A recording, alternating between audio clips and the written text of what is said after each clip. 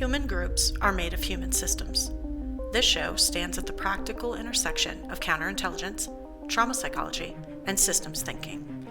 My research focuses on how people, groups, and institutions lose the ability to see reality clearly, and what happens when decisions keep getting made anyway.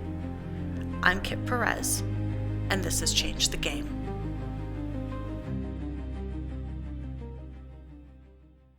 You know, the subject of pornography is a pretty hotly contested one.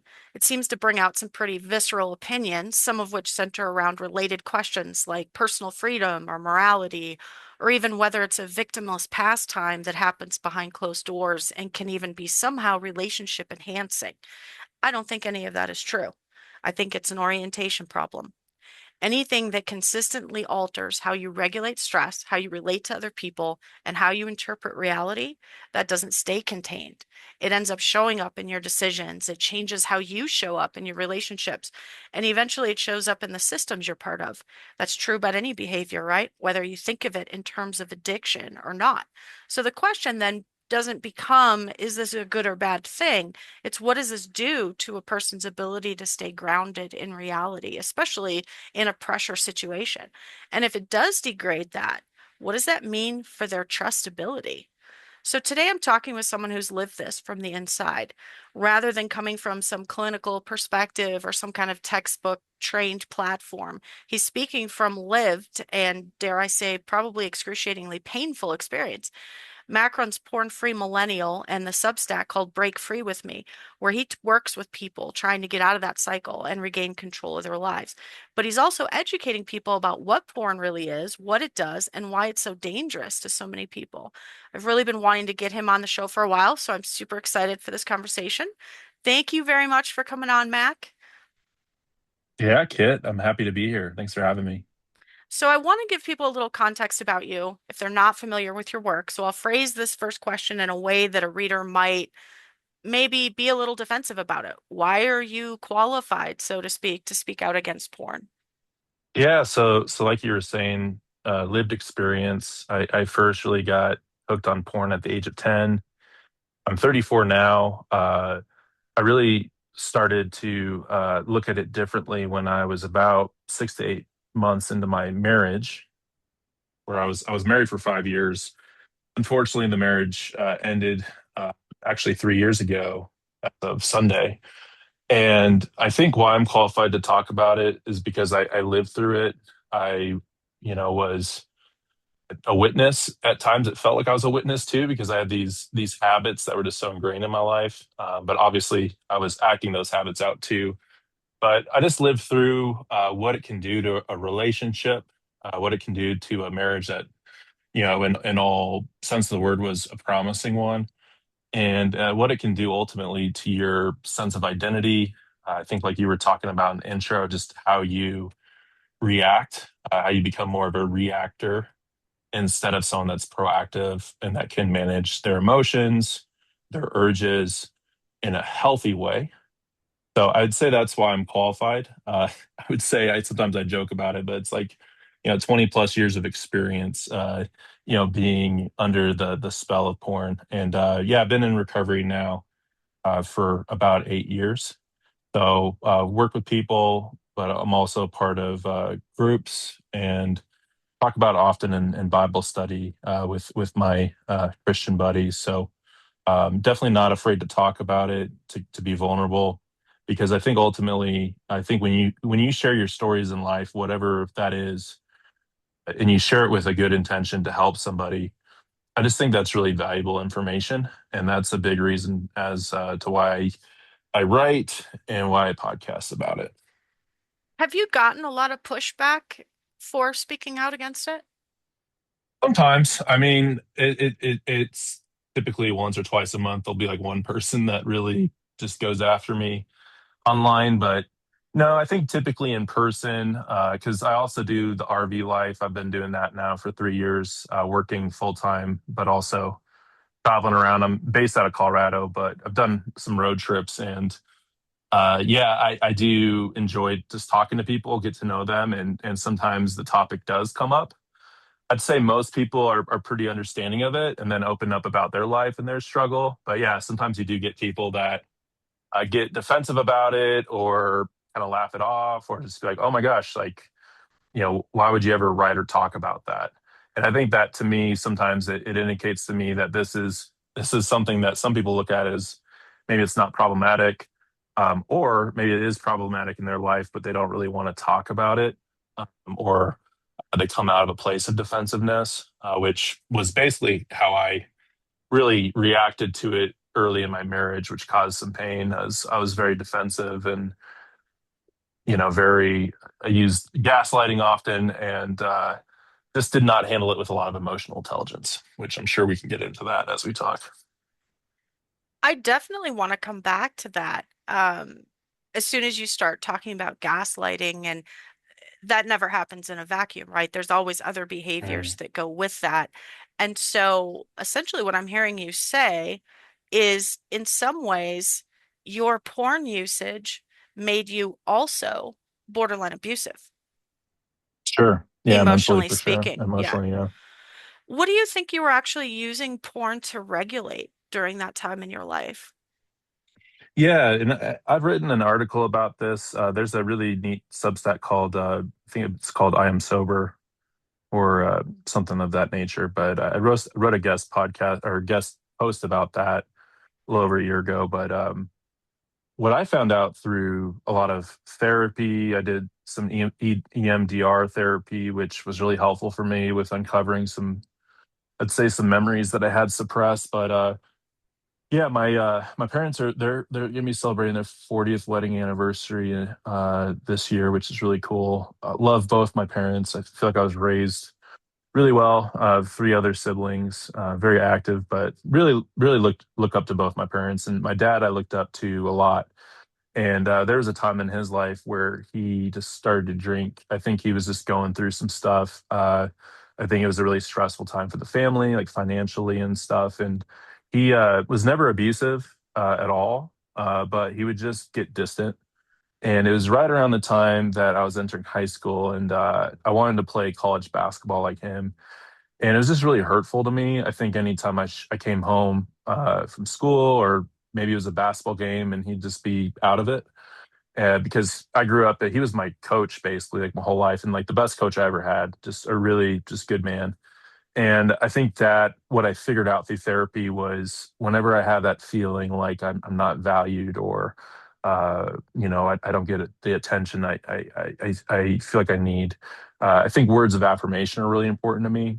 And just during that period of life, I think as I was, growing and getting confident and playing really good basketball, I think that's really where, at the time I lived in the basement. So I would just see him if he was slumped on the chair, I would just go straight to the basement. And I think porn for me was like that escape where I could just numb out the emotions. So I think like being, young and getting married and all that goes into it, right? Because you could be married to the best person for you, right? There's always going to be times where there's fights or, there's conflict or there's times where you feel like you're in the right. Maybe you're not though. And I think at that point, when stuff would come up early, that was just, I feel like the urges would really kick up to just have some kind of escape. And that was really my biggest escape. I think that locked in at a young age for me. And I started to figure that out through therapy later. So what you're describing is basically positioning on like the shame validation scale, right? Right? Hmm. We all want to know that we matter, Right. and we're willing to do some pretty crazy things to feel that even for a few moments. Definitely. Yeah, and I think with porn too, it was just so accessible and it got more accessible, obviously, like growing up in the 90s. I still remember how difficult it was to find it at the time. And then, as when I was in college, that's basically when uh, the iPhone was coming out, and that was kind of when I was in high school. And then I think just with high speed internet and all that stuff, it just became so accessible to where this thing that I try to quit it throughout my life. It's not like I was always just super addicted to it. There was periods of time where I'd have sobriety or I'd promise never to do it again, but I never really had any kind of strategy or plan. But yeah, basically what you're saying though, yeah, I it was a really just like a more of an emotional thing for me. I think it often is. I think a lot of people overlook that, and through therapy and working with groups and people individually, it's oftentimes something like a need that we are trying to fill. Like we're trying to fill that need, but we're doing it in a broken way, a way that doesn't really make the situation better. Oftentimes it just leads to more secrecy, less honesty, which I think erodes trust and intimacy, especially when you're in a relationship. How predictable do you think your behavior got during the loop time, I guess, during the time that you were actively using, we'll say? Well, I guess it's a lot more visible now in hindsight, right? I think when I was younger, I mean, it was just like typically a reaction to a lot of different things. I mean, it could be that feeling of feeling unloved or not valued, but hey, like if I'm bored or if I'm up too late, or maybe I had a night out drinking with the buddies and I'm a little hungover with not a lot of sleep. I think those things, as you work on yourself in recovery, a lot of this I've learned over the past 8 years is you start to get a little bit of a history of yourself. I mean, we could talk about this a little bit more, but every day I do a check in with my brother. We're accountability partners, and we have been now for over 3 years. But pretty much every day we do it's called a fast check in, which it's an acronym I can explain if you'd like. But that's where we really identify things. Like we identify, okay, today here's how I'm feeling. Here's what I'm doing today that's healthy. But also, hey, maybe I was up late last night, couldn't sleep, or I was on the internet just scrolling and something popped up that triggered me a little bit.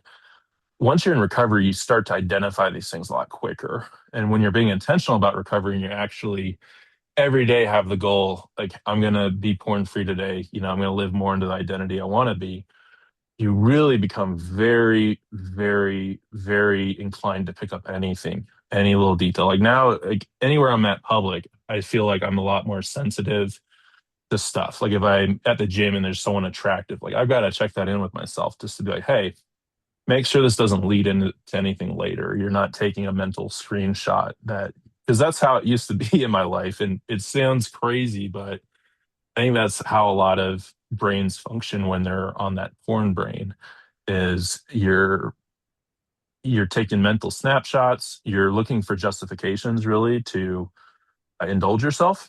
And that's where a lot of, I think, the gaslighting and the justifications and all these false premises come from is when you're hooked on this thing. I mean, when you're really hooked on it, it's almost like anything can be an excuse. You could have a really good day, you could have a really bad day, A, B, or C, a lot of things that are out of our control sometimes. And I think when you start to really get into recovery and start to change things, how your mind works, you start to see those more, but then you're cutting the tie that leads to an action. Like there's always going to be beautiful women, and thank God for that. Like women are amazing.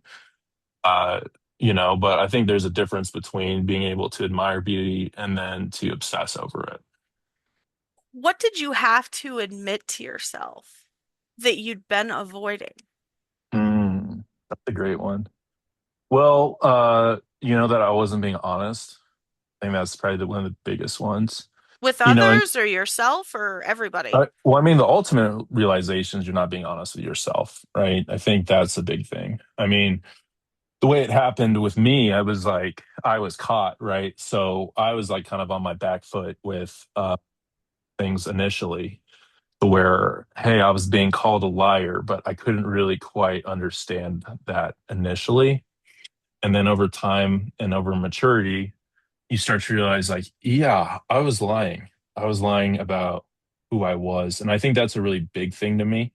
That's something I uncovered with a lot of therapy too, is just that I want to be undivided in my life. Like I don't want to have this different part of me that I hide from people. And I think that becomes very easy to do. It really is part of the deal, I think, with porn. It comes with it. I mean, there might be some relationships, I'm sure, where people watch together, but I would say that's more on the smaller percentage. I think of most like monogamous couples is to where it's normally something that's done. in secret, kind of like don't ask, don't tell. And that's just not how I want to live my life personally. So yeah, that's a great question, but that was something that I really it sucked. Like it really sucked. There was a guy on a recovery call we do every Thursday that was talking something about like the rock bottom moment isn't necessarily like when you're in the act of doing it. It can be like afterwards to where you realize the full extent of the harm that you caused, like yourself and other people. And I think that was a big turning point for me was starting to realize because I think a lot of times with porn, what we tell ourselves is, hey, this isn't going to hurt anybody. Like this is just my thing. And that's what I internalized for a while was just like, like I'm going to look at it, I'm going to ask for forgiveness, all that stuff, try to quit it. But this is just between me and God, really. And even that was a lie to myself because I don't think I distanced myself more from God the more I did it. And so, I mean, long story long, yeah, it's just the realization, the big question was like, hey, like you're not being honest, even with yourself. And when I started to realize that, I mean, that's really where a lot of, I'd say, strides were gained. So it sounds like the behavior isn't what changed first, it's your understanding of the reality that you're in. Oh, yeah, big time. Because if you don't understand that, you're not really going to learn exactly like why. 'Cause that was a big question too. I had to answer. I'm like, why am I looking at this? Like, I don't want to. Like, I want to be completely focused on my wife. At the time, like it didn't like change how much I loved her, but it made things a lot more complicated with how I could, how she could see that, and how I'm acting towards her and how I treated her. It's almost like you have this thing in your mind where you're thinking like, I love you, and I don't think any woman's more beautiful than you. But then I still had this secret life or every once in a while. That said, like in my marriage, there wasn't really a time like where I was like really addicted to it. I had long stretches of sobriety, but it was still that thing that every once in a while I'd slip back into it, if I was feeling a certain way. And those are questions that I started to answer more, towards the end of things. And then obviously, like looking back at it, where I'm more informed now about, yeah, like that. Yeah, this is like a really big deal. Like this is a very big deal. And the best way that I can handle it is just to be honest about it, regardless. Like if I do have a slip up or whatever, like I've got to be honest about it right away. The huge part of recovery is just being able to be honest. It's huge. It's like the pillar, the So foundation. you've been you've been in recovery for 8 years, you said. Mhm. How much time do you think that you spend thinking about your recovery? Does that make sense? Yeah, no, that's a good question. Because, yeah, I mean, I write once a week. I do like a newsletter, typically on Mondays. I think this one's going to be a little heavier because I'm reflecting about 3 years being post divorce. So I have it out tomorrow. But it's interesting the way you think or the way you said it because I think recovery for me is just being holistically somebody that is going north. Ultimately, for me as a Christian, it's going towards Christ. So when I think about it, it's really embedded in a way that porn was embedded in my life, like recovery is embedded in my life, to where I, now it's more of things that are built into my framework or built into my operating system, as you will. These are instincts, these are rewired habits. So I think about it every day, but it's not like this huge process. It's just more throughout the day, reminding myself like who I am, what I'm about, and where I'm going is the big thing for me. But I think the fast check-ins I do with my brother are big. Those are things I look forward to every day. We try to get them around noon to each other and then respond to each other. And then I have a weekly group every Thursday and then work with people here and there with coaching. So it's just pretty integrated in my life at this point. Hopefully, it helped answer the question. Well, I'm thinking in terms of, for instance, when I was in grad school, I had to go to some AA meetings Gotcha. and um, write a paper about my experience and what I saw and what I noticed. And one thing that I did notice while I was sitting there is that several of the people in this group, they come to this meeting 7 days a week because they're still on, 20 years later, they're still on this razor edge of, am I Mm. going to use today? And I'm wondering, is it recovery or is it more still addiction that you're vaguely staving off through these constant interactions, constant interventions, where you sound more like, okay, I have now created a life that I don't need this anymore, and I am vigilant about never needing it again. And that to me is Yeah. it's a different paradigm. Yeah. No, that's a great way of putting it. There's definitely different things for different people, right? Uh, I think every day is that thought. I remember when my pastor said it one time, like, we're just like a few feet away from the ditch, like we're all like one decision away from screwing up our lives. Not to make it sound intimidating, but it's something that I aim to think about every day at some kind of stage of it. And sometimes it's not always like super healthy, like if I'm just really thinking about it, or like the past, or maybe some of the pain. But I think part of where I'm at now, that's less of a thought. But I think it's just knowing yourself. Like I think connections and community is like a huge part of recovery for me. So that's why I'm still going to group every week with guys because I've met some of them personally, and it just helps me. It helps just having other people there and being able to share with them and update them on what's going on in life. Like I've just come to realize that about myself is I do the best where I am connected with people, where I'm talking, I'm sharing things. And I think the times where I disconnect from that are the times that I sometimes slip into bad habits. So I think for me, that's just for my life right now that it really works really well. I'm sure as things develop, if I get married again and have kids and have that in my life, that might change a little bit maybe of my routine or that much, but I'm not really thinking about that too much now. So I think it's like an evolving process, and I think it's something that's unique to everybody. I do find though that there are sometimes people that it's like they go all the time, but they're still relapsing, if that makes sense. Mhm. But that's an interesting thing to think about. Maybe that's more maybe what you're thinking. The question is, yeah, sometimes you do see that and you're wondering, okay, hey, they're going here, which is great. Like that's great. Like just showing up is huge. Like that, it's an important step to make. And then you have to be like, okay, well, if you're going every day or, if you're going regularly, but then you're still doing it, is there something else is there something you need to change about how you're approaching it? And I think that's what I've learned over the years. Like I've done a lot of different things like that. And for me right now, the group setting is really nice. I mean, we're going through like a book right now and doing chapter by chapter, and I just get a lot out of it. So I think ultimately it's just if you're getting stuff out of it and it's helpful for you, great. If you're going and it's not, you might have to relook at maybe some things you're doing in your life.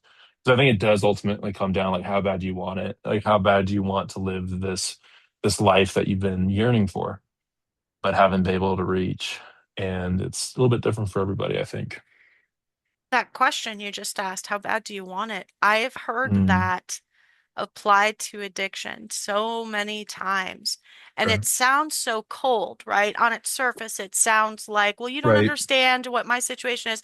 At the end of the day, though, it still comes down, even with brain reprogramming and all of the things that we're talking about, you still have agency. You still have free will, Mm, even if all you have in terms of emotional or mental wherewithal is to make a phone call and say, I need help.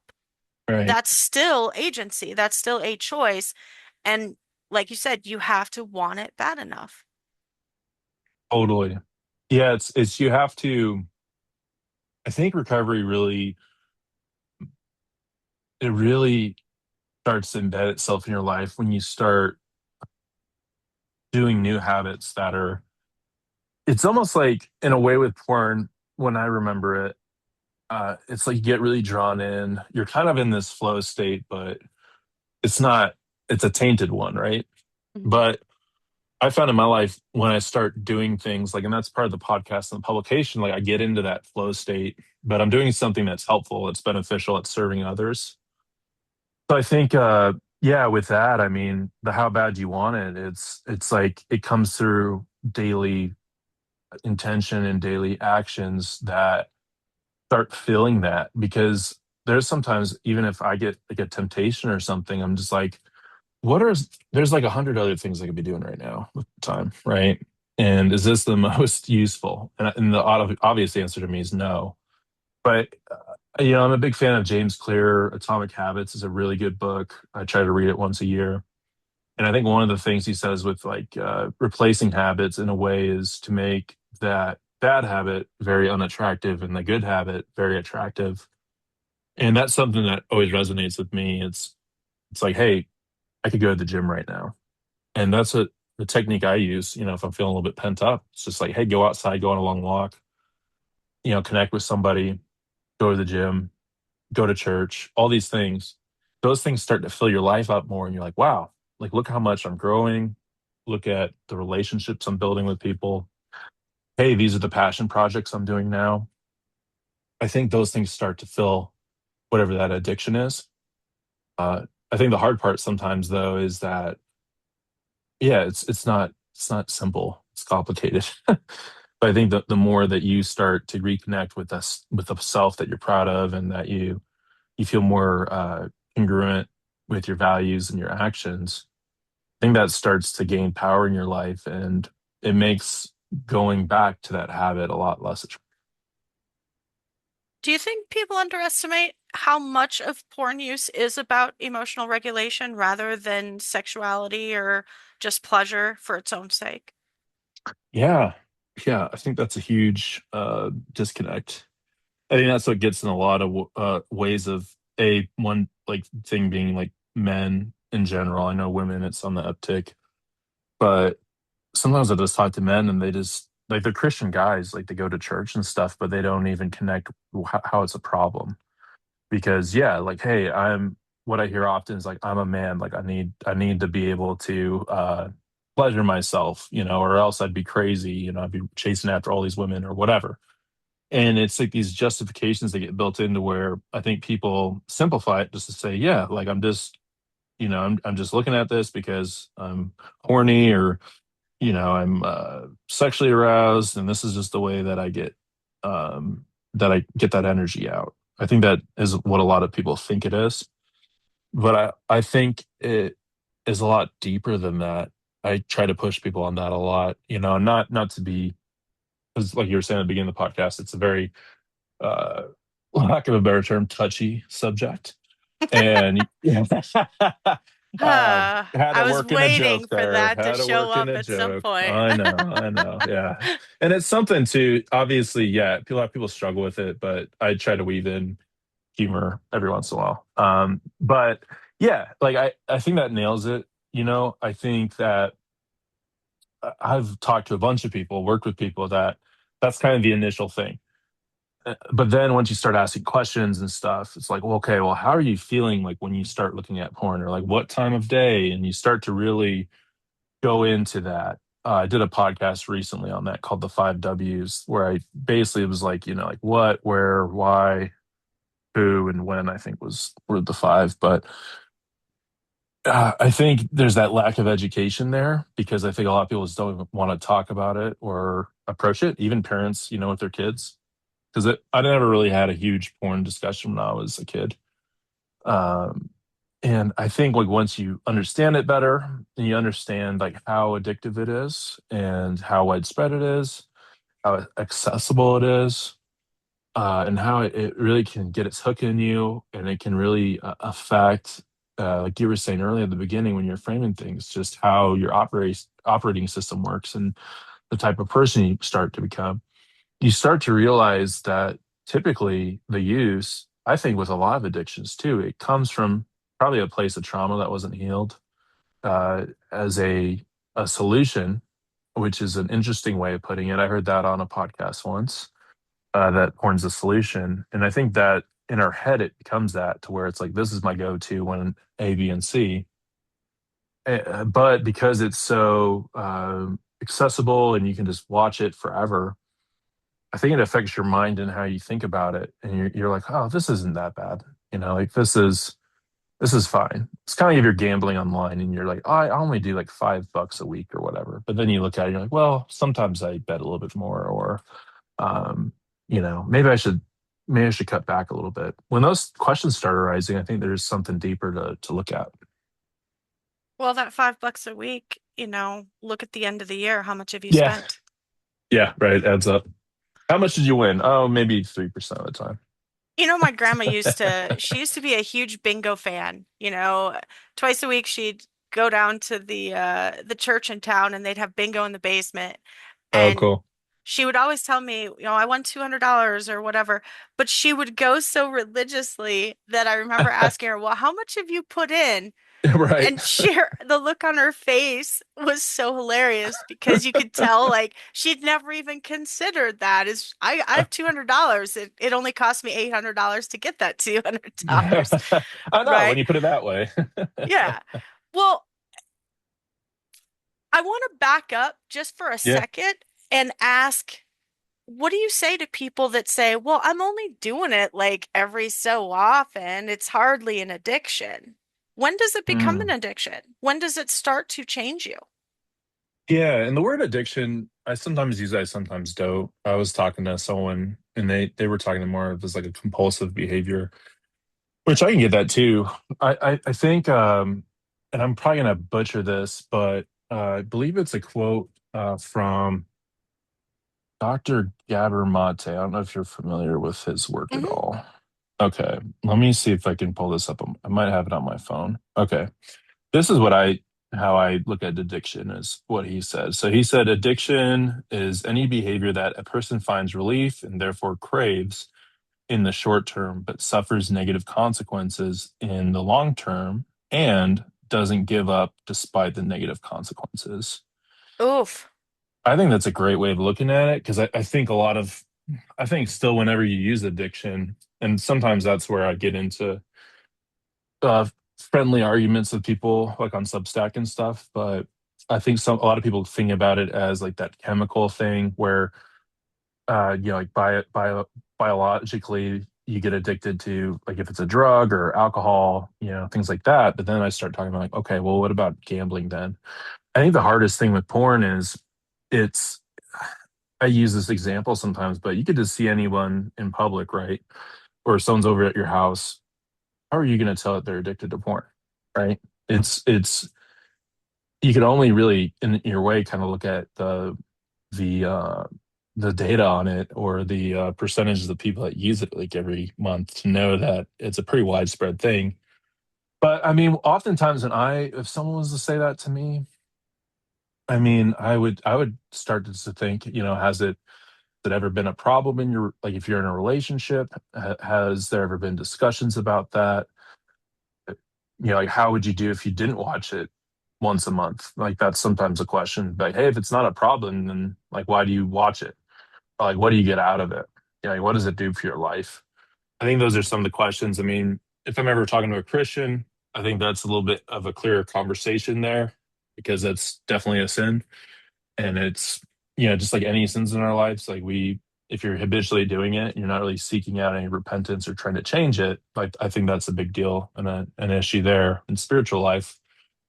But yeah, if I was to talk to someone about it, it'd probably just be turning the question back on them and just be, okay, well, if you don't think it's really that big of a deal and you don't do it that often, like, why even do it at all? Hmm. Since you're bringing up reliability, let's let's talk about porn use as an operational liability if somebody's in a group, whether that be, let's say you're running a church ministry of some kind and you have someone in your group that has a porn issue. Hmm. Even if you take the sin aspect. Let's just remove that from the table, and we're just talking regular guy who has, we'll even take it out of the church and we'll just say you're involved in a mountain climbing group where, trust has to be there, right? Because you're putting Hmm. your lives in each other's hands. What do you think that porn use does to that person's ability to trust and be trusted? Well, I think there's a difference too. Like if there was someone in this theoretical group and we were able to have a honest conversation about it and they're able to honestly talk about it, I think that's a big thing because I think a lot of people in porn recovery, I mean, they still struggle, with having a relapse every once in a while. And for me, I look at that as okay, well, what do we learn from it and all that. But I just think in general, if you're someone that's really hooked on it and you don't really want to talk about it, I think there is that just part of your life that you're not being fully transparent about. And I think that can come out in a lot of different ways, but I think you might be more keen if you were that person to potentially lie or to stretch the truth, uh maybe also uh, talk about yourself in a way that you might be kind of pumping yourself up to the group of people you're with, as a way to compensate for that piece of your life that you're not too, yeah, you might be ashamed of or ashamed of sharing. I think that for me, when I look at it, there was some times in my life where I felt like I was at church or maybe I was visiting my grandparents or something, but maybe I just looked at porn that day and I just always remembered I had this like sinking feeling in me or because I love handshakes. I love shaking people's hands. I look at people in the eye when I talk to them. I noticed that there were times like where I was really thinking about it and thinking about what I just did and not being happy about it, being ashamed, getting down on myself. I think that affected my confidence when I was with people. Where hey, I'd give them a firm handshake, but maybe I'd look at their eyes for a little bit, look away, just because I just felt like I'm not being fully transparent with you and maybe that's just the way I was thinking about it, but I'd have to say that that would have to embed itself in your working system. If there is something that you're doing in your life that no one really knows about, you don't, it doesn't really line up with your values. I think that starts to make you a little bit conflict or yeah, maybe the word's conflicted, but you're Well, you're not just you're not really being transparent fully. let's drill it down to bare metal. When you look Okay. back at who you were during that time, would you trust your past self in a role that carried a lot of responsibility or consequence? Um, like yes and no. I guess it depends on what it is, but I think what it did in my life was, I mean, it brought me to my knees in my life, like my relationship with it. It really caused a lot of pain in my life. So during those periods of time, I think I was definitely like, less reliable for people. And I do think that that bill comes due at some point in people's lives. I definitely think a part of the divorce statistic that's probably not talked about enough is like the porn use in it, because I'm one of those people. So yeah, I think ultimately it's not a good long-term solution. Like if someone is really struggling with it and not really handling it in a healthy way, yeah, I think long-term, I don't think I would trust somebody with a position of consequence because I just personally know like how it affected my life, and I went through some depression. I think at work I wasn't as productive as I could have been because I had so much complexity going on in my relationship and internally too. You mentioned that the bill comes due. Would you argue that you're not always the one that pays it? Oh yeah, I mean, I'd say the person on the other side pays for it a lot, and that's a harder payment because that person's like, "What am I paying for?" Like this is Yeah, something I that you didn't brought sign up into for our this. relationship. Yeah, like yeah, no, totally. I think that's a very common response and a response that's completely valid. I think that's the hard part that women go through when they're hurt by this, and I know that there's a kind of a growing market, I think, for that in therapy, and I think they call it like betrayal trauma, Hmm. which I think sometimes is healthy. Sometimes maybe it's not. Maybe it focuses too much on that more than like the healing aspect of it. But with that being said, I think that's still a very useful thing for women to have. But yeah, like that's, I think what happens is when you hurt a woman like that, they have to go through all these processes in their mind where I think most of the time they feel like they did something wrong with it, which they didn't. And then as a guy, I think you're like trying to rewrite your whole operating system while being a good listener, being empathetic.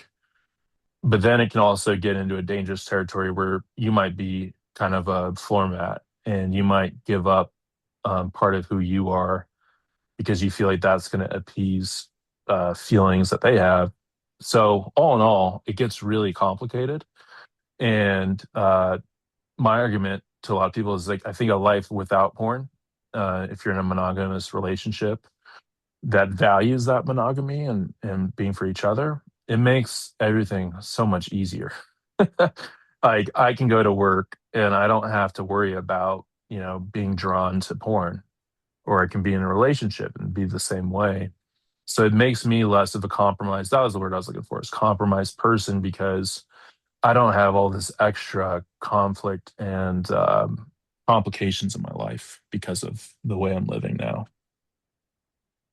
There's so much I want to get to, and I see the clock ticking by. I'm like, no, no, I have more questions. I do want to ask you, you're a big proponent of accountability software, Yeah. and I want to push back on it just to ask, where's the line between having a helpful structure and yet, and the other side of that being, I am dependent on this external control to manage behavior that I'm not willing to deal with myself. Yeah, great question. I'd say for me, when I started using Accountability Partner was when accountability software was when I got my accountability partner, because it was a part of the software is that you had to have someone that would get updates and alerts, and that was my little brother, and that was over 3 years ago. So at least in my life, I've seen it just as it facilitates your recovery, because I just interviewed the guy, the partnership I work with. It's called Ever Accountable. Uh, Really cool company. I really like the CEO, but uh, I was just telling him about my story, and I was just like, pretty much 90% of those temptations are just automatically, without me doing anything, are reduced because I know I've got my little brother there. He's going to get weekly updates. It also has software there that will blur things out or will report things or kick you out. And I just think for me, like I'm just trying to use all the tools that I can, where, like you said, there can be like a reliance on it. I do often feel like when the willpower isn't there, or you don't want it bad enough, you might use the software more as a crutch or even try to get around it. Uh, but the way I look at it, I think using accountability software in a healthy way, it helps more just keep your behaviors in line with who you want to be. Because I think a lot of this porn use, it comes out of just behavioral habits that we have, how we react to different things. And I think having the accountability software, it builds in just that layer of protection that I think is great, because I just think with online, I think the pushback too is that these algorithms, these porn sites, I mean, you could go like on YouTube Shorts or Instagram Reels or whatever, and if you're scrolling through it enough, something suggests it's going to come up. It just happens.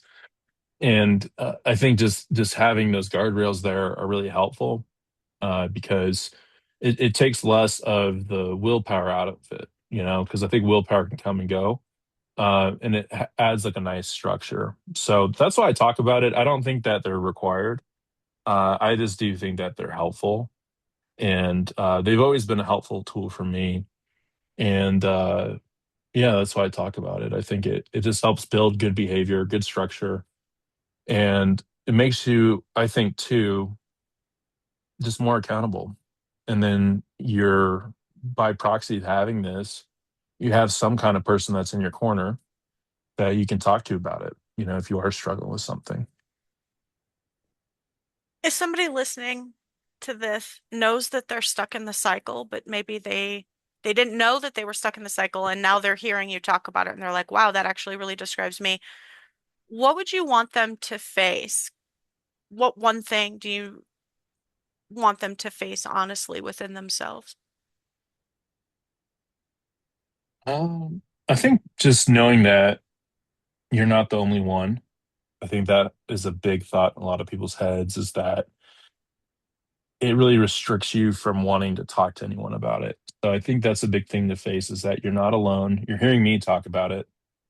There's a lot of people that are looking to break free from this, and it is doable. But a thing you have to come to face with is that you're not going to do it on your own. Like you need to connect with somebody. And that was like the biggest thing that I did in my life. That was like when recovery really started was I started to connect with people. I found a Christian therapist. I started to go to some groups. That is a great way to get started is just to connect with somebody that's a little bit ahead of you, someone that you can trust, and someone that knows what they're doing. Give you good guidance, good pushback. I think that's an important thing to do. Where can people find your stuff? Yeah, so I'm mainly on Substack. My handle is Break Free with Me, but my Substack, where I really write about it and where I post my podcasts, they're on Apple and Spotify and YouTube, but it's Porn Free Millennial. So I'm a millennial, porn free, and yeah, it's not just me talking. I oftentimes have on some pretty interesting guests from different backgrounds, and the goal really is to attack this issue from different angles and angles that I think what you said before. I'm not like a big like I'm not like a doctor or researcher that kind of thing, but I'm someone that's lived through it. I think somebody too that has an open door that doesn't judge, and ultimately, I just want to see people uh, be who they want to be in their lives, and I think that you can really start getting after that uh, once you start living a life free of this.